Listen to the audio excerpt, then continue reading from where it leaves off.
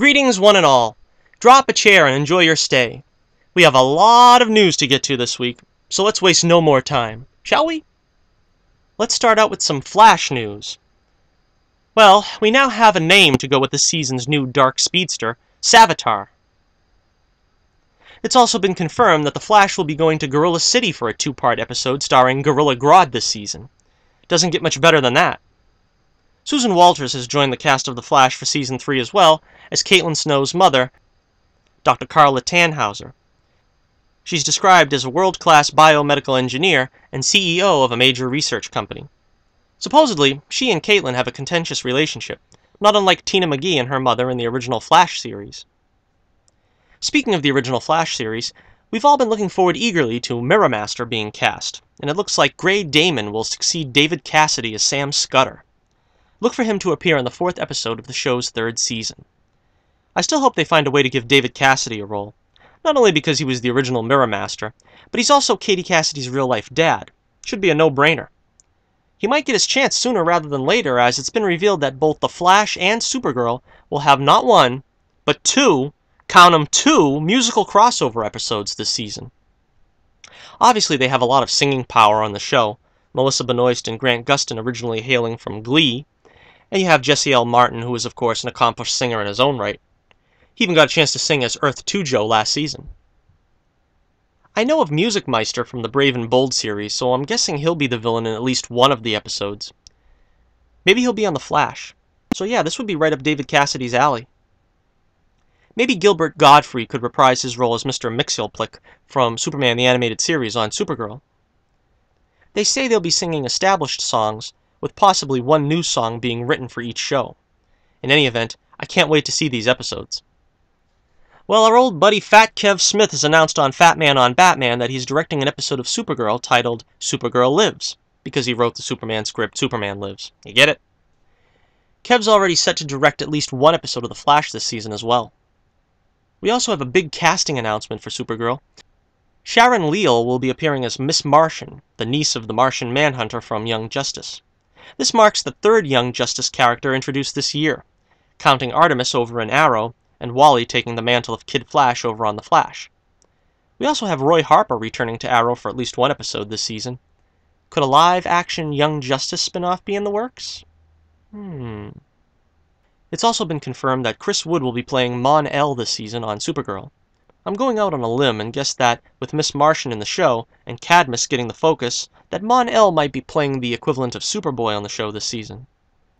DC's Legends of Tomorrow has continued to fill up their JSA roster, with Sarah Gray set to play Courtney Whitmore, aka Stargirl, and Lance Henriksen, who has been cast as Obsidian. I'm not really familiar with the latter character, or how to pronounce it, but I'm looking forward to seeing what they do this season. And it's been confirmed that Ivan Drago himself, Dolph Lundgren, will be appearing on Arrow as, what else? A villain, during this season's flashbacks in Russia. Be careful, Ollie. Whatever he hits, he destroys. They also confirmed that this season will indeed be the last to contain flashbacks. Parminda Negra has been added to Season 4 of Agents of S.H.I.E.L.D. Her character is described as a powerful political figure who is outspoken in her distrust of Inhumans and the threat they pose to society. So it looks like they haven't given up on the Inhumans angle this season. She'll probably be Daisy's main antagonist for Season 4. Get ready for Man of Steel 2. According to The Wrap, Superman is a top priority for the studio, and getting the character right for audiences is of tantamount importance. While it's not entirely surprising that WB would commit to another Superman film, it is nice to know that their intention is to get the character right for the first time since Snyder took over. They already seem to have moved Batman away from the psycho killer status in Suicide Squad, and the little we saw from the Justice League trailer, so I'm at least more hopeful now that we'll get the kind of Superman that saves cats out of trees and pats the little kids on the head. As of now, WB has 2 untitled DC films slated, one for October 5th, 2018, and one for November 1st, 2019. So it's very likely Ben Affleck's solo Batman film will take one date, while the Man of Steel sequel takes the other. In a move that will shock absolutely no one, it's being reported that Black Manta will be the villain in the upcoming Aquaman film starring Jason Momoa. Aquaman has, like, 2 named villains that the average comic fan knows, either him or Ocean Master. But Manta is traditionally Aquaman's arch-nemesis, so I'm glad they're going with him. James Wan's Aquaman is set for release in 2018. Word is they're looking to cast a young Lando Calrissian for the upcoming young Han Solo film. This is exactly what I wanted. Give me it all. The Falcon, the Sabbath game, the whole, "that was a long time ago, I'm sure he's forgotten about that," incident. I want it all in this movie. Just give it to me. All of it. No word yet who the lucky actor to play the old smoothie as a young man will be. And it's been confirmed that Michael Chernus will be playing the Tinker in the upcoming Spider-Man Homecoming.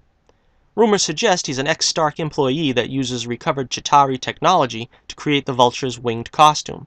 This would probably play into Iron Man's role in the film. Okay, there's one more thing we need to look at before we close the show. A couple trailers. Okay, let's go. First up, we got the new Rogue One trailer. This was not the one from the Comic-Con, I think. That one was supposed to include flashbacks of Jyn Erso's childhood. As I said before, my enthusiasm for this one isn't over the top just yet, but I'm getting there. I thought this one was very exciting. The overall scope of this movie looks huge, very epic looking, and I like that. The Death Star creating an eclipse was a great shot. The ships look amazing. My favorite part without a doubt is when Donnie Yen says, "I fear nothing. All is as the Force wills it." It's great to see there's still faith in the Force in the galaxy despite the Jedi being purged.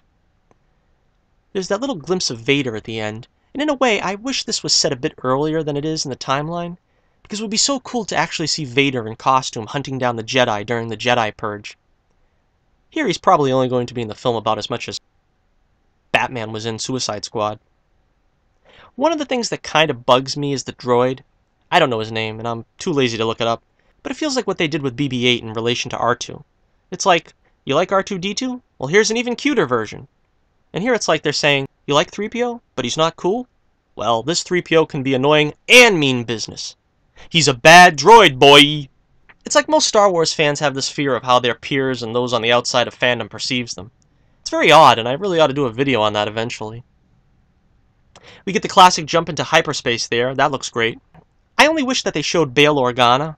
I'm hearing Jimmy Smith doesn't have a huge part in the movie, but I hope they do something cool with him. He was supposed to be one of the architects of the rebellion. I always figured he carried the ball after Padme died. So yeah, it looks like this film will put the war back in Star Wars. What I personally hope the film will be like is that old movie, Force 10 from Navarone, coincidentally starring Harrison Ford, post-Han Solo, pre-Indiana Jones. It's kind of an underrated classic, but I always enjoyed it as far as old-school war mission movies go. It also stars Robert Shaw, Franco Nero, and Carl Weathers, in probably his only good role besides Apollo Creed. But yeah, that's the kind of flavor I'm hoping for with this film. If you haven't seen Force 10 from Navarone, you should definitely check it out.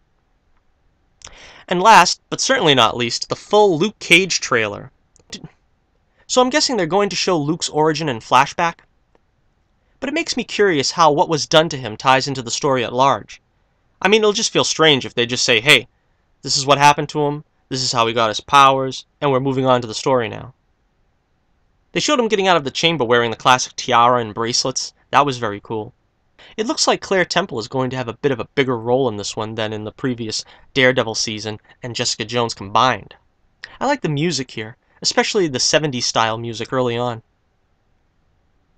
Judging by Cottonmouth giving a guy a vicious beatdown, it's probably going to be as violent as the last two Marvel Netflix shows.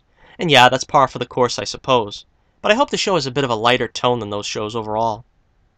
I really hope Cottonmouth has some kind of powers himself. He probably will, but it's going to be a boring showdown between him and Luke if he doesn't. I really wish Luke would be wearing a gold jacket in the show at some point. At least give him that. But he'll probably get it in the last episode a la Daredevil. Maybe it'll be bulletproof, given all the shirts the guy must go through. I'd really like to see Cottonmouth in his comic costume too, but I think his comic costume looks like an actual snake to reflect his namesake, so I'm pretty sure that's not going to happen. But yeah, those few quibbles aside, Mike Colter looks great as Luke, and the show itself looks to be amazing. Speaking of Luke Cage, that's our segue to the poll of the week. The question last week, which new upcoming Marvel Netflix series are you most excited for? Luke Cage, Iron Fist, The Defenders, or The Punisher? Luke Cage won with a resounding 100% of the vote. Thanks, Red. That about wraps it up again for us here at Stately Torch Manor. Remember to check out the links in the description to find me on Twitter and vote in next week's poll. This is Johnnie Torch reminding you, keep the flame burning brightly, and I'll be with you again real soon.